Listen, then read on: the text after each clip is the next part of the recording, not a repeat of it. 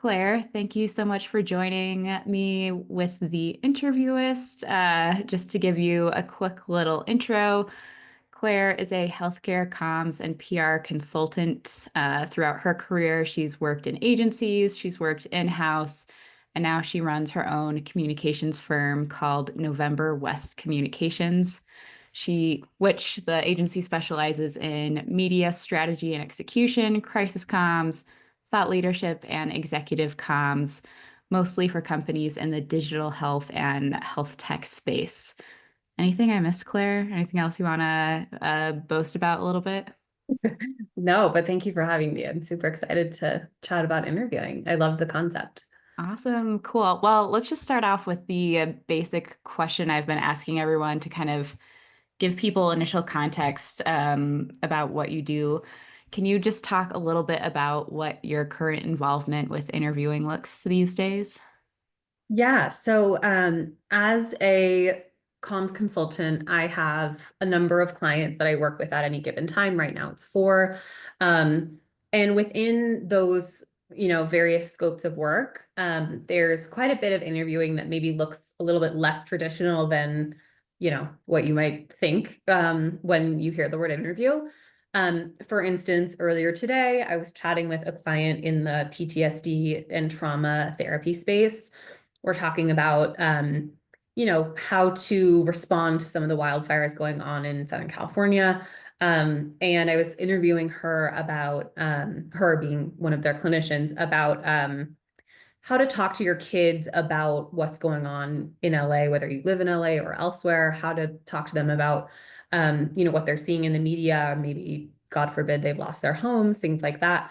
And so, kind of a lot of it winds up being thought leadership focused. How do we kind of have a point of view on something that's going on in the world or an issue that's central to our industry? And then I wind up chatting with executives or maybe even patients or clients or customers of my clients to learn a little bit more about, their point of view. Mhm. I have a lot of follow-up questions because I think Yeah. it's interesting because you have kind of this dual interviewing path that you take. I don't know if well, before I get into that, because I think that'll be the meat of our conversation, just another preliminary question. Do you feel like you have a certain style of interviewing or approach to it that you commonly use? I feel like my style has really evolved over the years, and a lot of it has changed due to becoming a little bit more confident in my abilities just as a professional and as an interviewer. I feel Hmm. like when I was younger, I worked a lot in content development and content strategy, and I would jump on interviews with executives and CEOs, and I felt like I really needed to fill the space, which I Yeah. think I tend to do when I'm nervous in general, as many of us do. And so, it was like extensive preparation and like scripting questions and a lot of like really, just kind of really intense uh prep. And Hmm. not that I'm advocating to not prep, that's not the answer, but I would say now I'm a little bit more go with the flow, similar to how Hmm. you're operating right now. Like, when you have a dynamic conversation with someone, other follow-up questions naturally come up. And so being open to having some of that open space to see what happens, I think, um, can be the most effective strategy for me. Um, Hmm. and again, like a lot of that just came with experience and time and comfort in the discomfort. Hmm. So I would say I'm a half prepper and a half kind of like last minuter where like, I try to think on my feet, try to be really present so that like I'm not just focused on taking notes and therefore I'm not listening to what they're saying.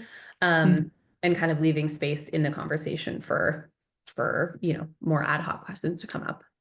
Yeah, totally. I think that's so interesting because as you mentioned, I kind of have a similar interview style where I'm like, I'm gonna have kind of this initial list, but then try really hard to be in the moment, see where the conversation goes. But when you're early in your career, I think that imposter syndrome is very real, where you're like, if I don't have this planned minute by minute, things might go off the Yeah. rails.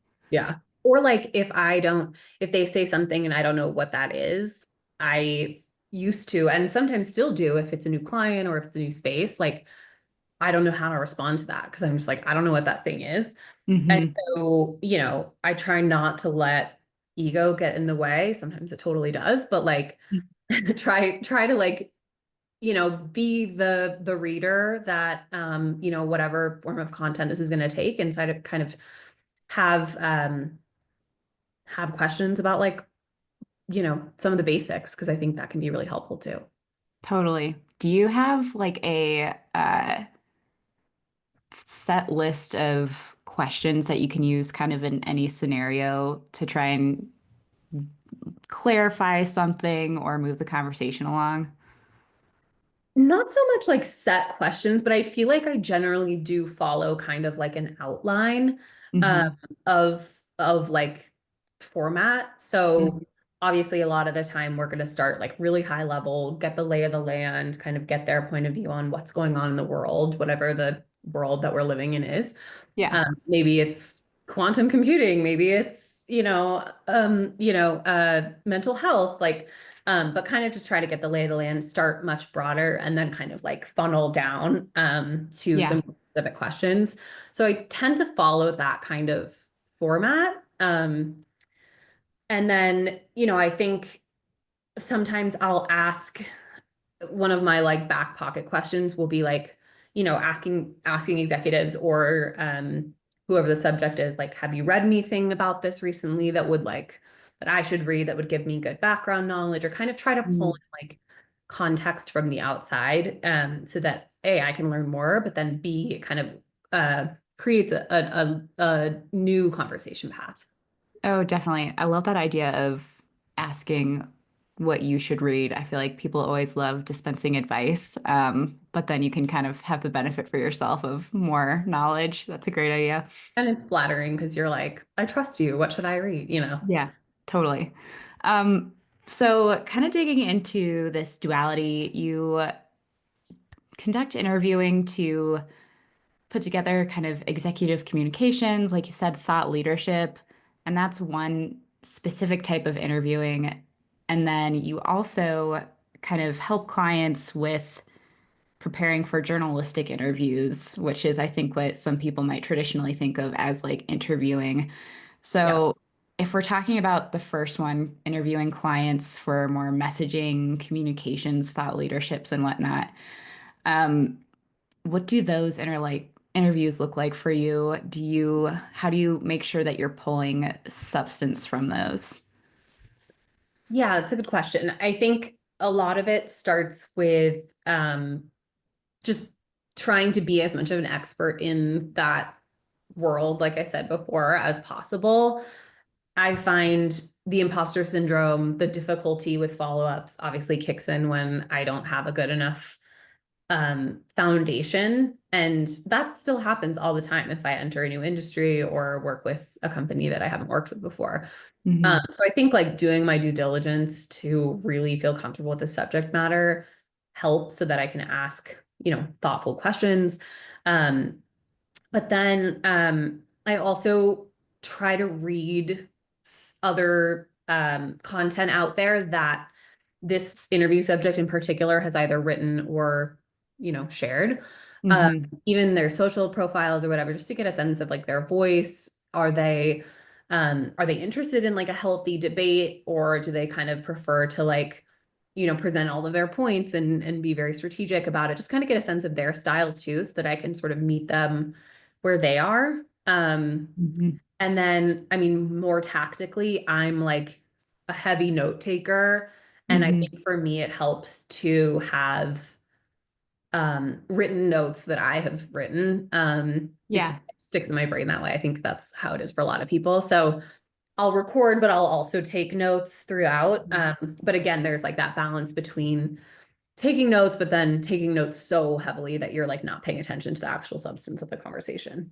totally. Out of curiosity, what are your thoughts on the AI note takers? Have you used those at all in interviews, and what do you think? Yeah, I don't use them personally just because I work for myself, and so I think a lot of them cost money and I'm not Yeah. quite ready to make those investments yet.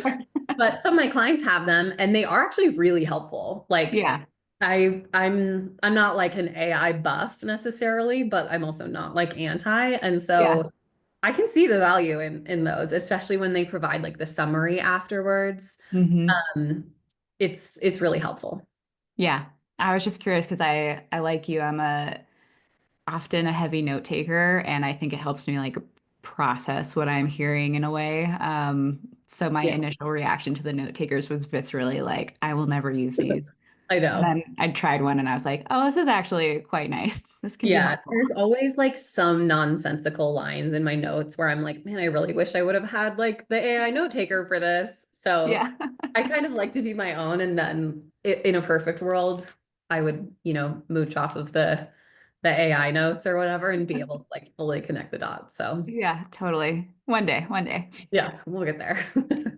Um, so one thing that I really want to pick your brain about is the whole idea of thought leadership because it's very hot right now. All execs kind of want to be thought leaders, but as people who work in the content space, it's hard to do. It's not easy to kind of you need a really strong point of view and whatnot. And I think this is me kind of pontificating, but I feel like executives don't always realize the amount of work that can go into it. So, how do you approach this? How do you interview executives to make sure that you're creating thought leadership messaging that has substance and stands out and is meaty versus is just kind of in the slush of social media? Yeah, it's a really good question, and like I think it's different for every type of executive that I work with, but I would say like something that you said that I think is the most important thing is just like having a strong point of view. Hmm. If I'm working with an executive that doesn't have a strong point of view, I'm not saying like bye, I'm never going to work with you, but like it's really hard. Yeah. I think it should be considered a prerequisite, um, as an external speaker to have a strong point of view like that. It's just kind of impossible to create thought leadership otherwise. So like number one highest level criteria for me is like a strong point of view on the industry. Um, I don't know that that can be like manufactured super well. I do think, Hmm. as interviewers, we can guide people toward a point of view that like has some substance and has some external interest. But Hmm. yeah, I do think like kind of pushing on the point of view is the number one thing. So I think like starting with point of view, starting with I said this earlier, but starting with an understanding of the industry overall, kind of what's going on in the world. My early days agency wise, like that was sort of how I was brought up in this field, Hmm. is like, kind of starting macro and really understanding and digesting the world that this client sits in, Hmm. and being able to then fit this executive or this client's point of view into that world.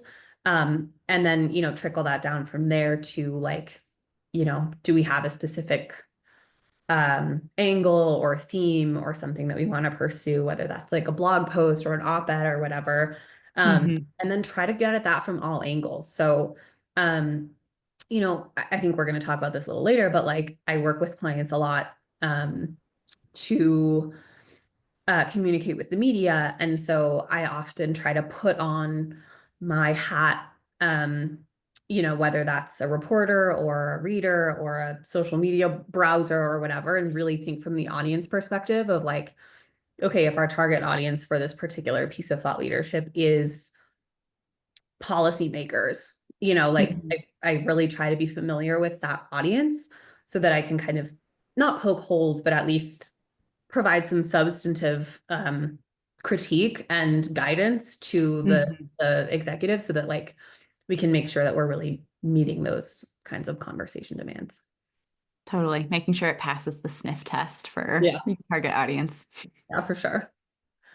Let's kind of dive into that side a little bit. When we're thinking about your clients and kind of preparing them to pass those sniff tests and to talk to journalists and the media, um, what in your eyes does a successful client interview with the media look like? Are there any kind of markers where you're like, okay, they nailed it? Yeah. Yeah, I mean, I've worked with some really incredible executives that just are gifted with media. And it's been really cool to see like and learn from them too. I think there is like a natural aptitude, and a lot of that comes from just being really good with people. A lot Hmm. of executives, CEOs, et cetera, are people. Yeah. Um, so they're kind of naturally good at this, but number one thing is just being personable. I think like surprisingly, obviously the substance of what you have to say is really important, but like surprisingly, I think that's the most important thing. Hmm. And kind of a good rapport with someone will go even further than like a really snappy quote. Hmm. Will want to be on your side and want to help you succeed in those cases. So I think like being really personable, remembering details about people, sending thank you notes, like those kinds of things can go a long way. Uh, Hmm. but obviously more tangibly, um, a lot of the work that I do and a lot of the work that people like me do is working on kind of macro company messaging, specific spokesperson messaging. And Hmm. it feels really good when I see clients sort of using some of that messaging and it gets pulled through all the way into a piece of coverage. Um, Hmm. and so, sticking to the messaging, I do a lot of prep work for clients. I pull together, prep notes and have sound bites in there and facts and stuff. And so using the notes, even though they're the expert, like Yeah. it's like a low bar, but like it's actually like really nice when people are using those notes and you kind of see that reflected in the piece. Because, as someone with like a pretty keen understanding of the media and knowing what reporters want, it's helpful to, use the notes to give them that. Yes. You're like, please just do these basic things and we'll be all set. Don't be a jerk. Use the Like, notes. like reading from notes and stuff is always like a no-no, as people will not be surprised to hear. And so like I think use the notes as like a guide for where to take the conversation, kind of the high level strategy. But like the sound bites, the specific comments, those should and will be your own as an executive. Yeah. Are there any things that are like the tough things, weird habits you commonly have to break or dispel? Like, what's the toughest thing about preparing clients for Yeah. interviews? I I really have a lot of respect and love for the journalism profession. I really wanted to be a journalist when I was in college and in my early 20s. Sometimes, though, you land on a reporter who's just kind of awkward, and it's actually can be really jarring as like a Hmm. spokesperson to get on a call and feel like, does this person even really want to be here? Do they care if I live or die? Like, I think like that can really shake your confidence. Yeah, So I feel like I've had plenty of conversations with clients where they'll be like, "Oh, I feel like they weren't really engaged or whatever." And it's sort of about like making the interview yours no matter what. If you don't interesting. have a super engaging interviewer, how do you be a super kind of strategic and engaging interviewee? Hmm. Guide the conversation to the extent that you can Yeah, and sort of like let it roll off your back. I think that's like a hard thing to prepare for. Obviously, sometimes reporters also ask hard, unexpected questions. I try to like be on top of that as much as possible. But sometimes they do their homework or they ask tough questions, which they should, like that's their job. And I always admire totally. reporters who do that. But it can like throw an interviewee off their game if they're not expecting it. So trying to be prepared for those kinds of questions as much as possible is helpful. Totally. And it sounds like some of it comes down to just being like, just do your best not to get in your own head. Like, don't take anything personally. Yeah, totally. I mean, I have worked with, like I said, some really wonderful um spokespeople, and like they could make a great interview out of something so little, and they can kind of make it great no matter what. And I think that's like a really skilled person. Yeah, totally. Um, One thing I'm curious about, kind of along the lines of thought leadership and just the media landscape. There are so many channels. Anyone can just kind of take a video themselves, post it somewhere. and I feel like there's a big push around executive thought leadership and being visible and stuff. So, do you find that executives these days are kind of more comfortable to be on camera and ready for interviews and that medium, or not necessarily, I guess? I do think like now, and it will only increase just because future generations are more online than ever. I do Hmm. I do see clients being a little bit more comfortable with, a last minute interview or a podcast or whatever. They kind of have more experience with some of that non-traditional media. I'm working with a client right now, and we're kind of testing out a TikTok program, and Ooh. it's been fun. And I'll ask clinicians because it's a healthcare company. I'll ask clinicians or I'll ask executives to kind of hop on and, sort of be game to try something. And, it's all experimental, and a lot of them really are. Um, I think like I can be an awkward person on camera. Like some of that stuff doesn't go away, but like for the most part, like people seem kind of game to try those new things, which is cool. I totally agree with you that like we're seeing this rush of like executive owned content or you know, sorry, I don't know if you're gonna edit this out or not. I just like my brain just like froze. You're good. Um, but there are like a lot more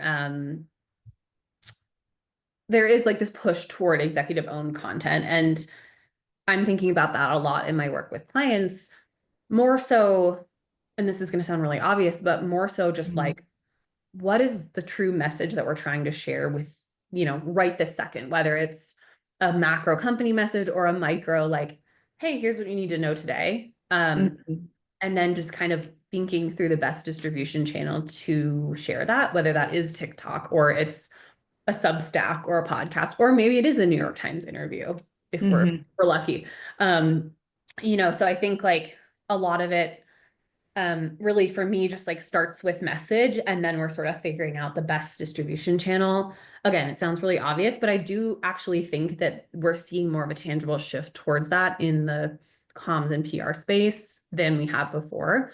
Mhm. There's always been a really heavy focus on traditional media, the value of press. And I do think, press is still really valuable, but Mhm. given the consolidation of the industry and how so much media is kind of in our hands now with social Mhm. media and whatnot, like I think we have to be savvy about other types of channels that we can use. Totally. Kind of no longer the spray and pray across all the different Yeah, channels method. yeah, Are there exactly. any other kind of changes in the industry that you've noticed over the course of your career? Yeah, I mean, I think like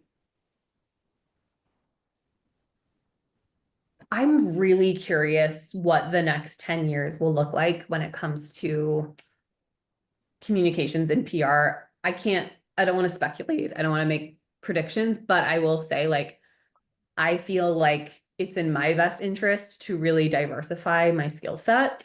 Hmm. Because regardless of whether comms and PR is, still as big of a thing as it was 5 years ago, the media landscape is really changing and really consolidating. There are these new channels. And so I just know like I don't want to be left behind by that. And Right. make sure that like I have the skills that I need to remain relevant. And so maybe that is, uh, a really keen understanding of new types of media like Substack or like the podcast landscape. Mhm. Maybe that is more content and social work. Like, I don't know what exactly it is, but like I think being as well-rounded as possible while we figure out what this kind of like next generation of media looks like for me is feels helpful and hopeful.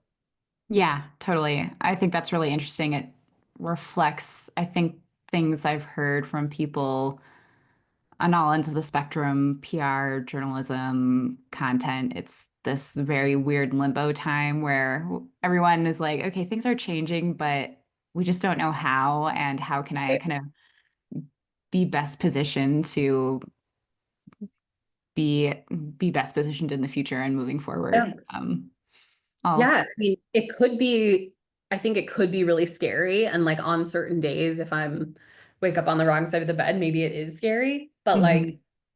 most of the time when I have these kinds of conversations with people about like what the future of this work looks like, I feel really excited and like energized by it. And I think there's never, it's easy for me to say this because I've not been working forever, but like to me in my career, there's not really been a more exciting kind of like thrilling time to be in this work, just because I'm Mhm. truly like, let's see what happens, Right. and it'll be thrilling to kind of to see what it nets out as. Yeah. And I think like the plus side for kind of people in our skill set and job is that like people will always want to hear other people's stories and need help communicating. So like who knows what that will look like, but I feel like that underlying need is always going to be there. Yeah, yeah, I totally agree. Cool. Okay, let's shift into just some high-level questions. Do you have a most memorable interview? And if so, why? I have two. I got to sit in on an interview with Katie Couric one time, uh, Ooh. which was really cool. Uh, she is such a personable woman and just like makes you feel like you're a really important person to her at any time, which I think not only is an important skill of someone, trying to cultivate a relationship with an interviewer, but also just as a person. Yeah. Uh, she it was for a former client in the eating disorder space, and she was really open about like her experiences. And um I think she was well prepped, hopefully, by like the team that I worked with and her team. Mhm. She came in really confident, really open, and she's just like a really, really dynamic, like magnetic person. So it was cool Cool. to watch that. And then I got to interview um Andy Dunn, who is the former CEO of Bonobos, who had like this really cool content platform like back in the 2000 teens, like 2015, 16, somewhere like that. Hmm. Just about the work that he had done to build Bonobos. And he had really strong convictions and a really great point of view around manufacturing and how to build like a business like that. Hmm. And it was neat to just, I think at that time in my career, he was certainly the most like famous person I'd ever met. So Yeah. I was like, this is Very so cool. cool. So those are cool. I liked both of Yeah. Those are awesome. Katie Couric, an icon. Do you have any kind of interviewing inspirations or muses, role models, whether they're people you know or not? a good question. I'm gonna plug like my favorite podcast of all time. Please.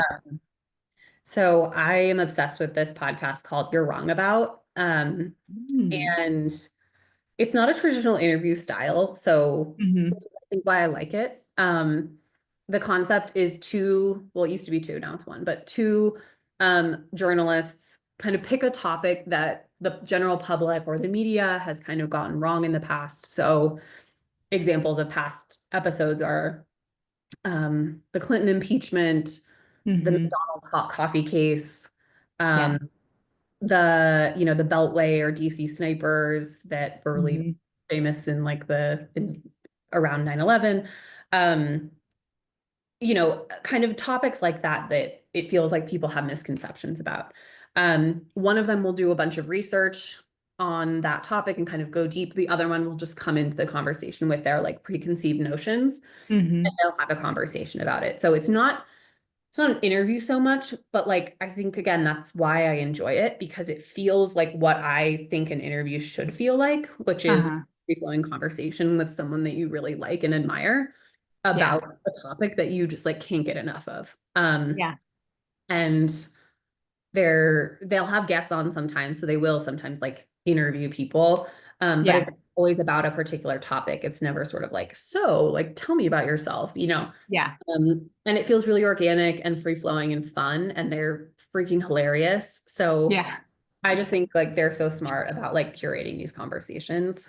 Um, I also read this newsletter called Morning Person with a former kind of influencer-ish. She used to be a blogger in Mm-hmm. LA named Leslie Stevens.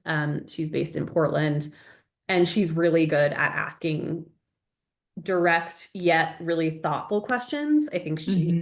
has a lot of respect for her interview subjects, which is also Mm-hmm. a good place to start, I think, at being a good interviewer is cultivating, you know, respect for their point of view. Totally. So I read her newsletters literally every week. Ooh, okay. I will definitely have to check both of Yeah. those out. I love too how you gave two kind of very different format examples, like podcast and newsletter. Very progressive, very modern for our time. Yeah, totally. Alternative media. Yeah. I know we're getting close to time. That's all of my main questions, but is there anything else that came to mind for you? Anything else that you want to bring up or mention about interviewing? Mhm.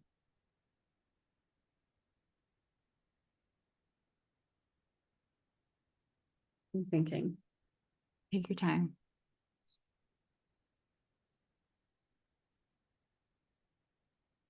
I don't know. I don't think so. I mean,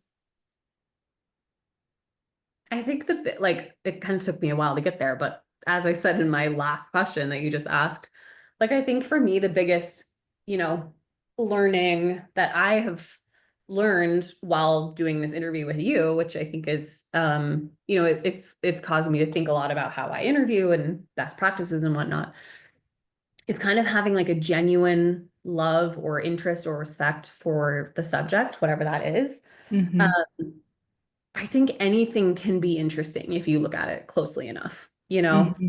I have found, you know, subjects like grocery robots, like some of the most fascinating work I've ever done, you know, and Uh-huh. it's like on the surface, that sounds boring to probably a lot of people. But I think Hmm. the closer you look at something, the more interesting it gets as it comes into focus. And so just having a deep curiosity and reverence in whatever way that looks Yeah. for the topic that you're interviewing about and the subject that you're talking to. Um, this whole exercise has made me realize that that's like what I want to channel in my interviews going forward. So Yeah. I love that. I love that. That is a wonderful note to end on. Having curiosity. Great note. thanks. That's all I got for you.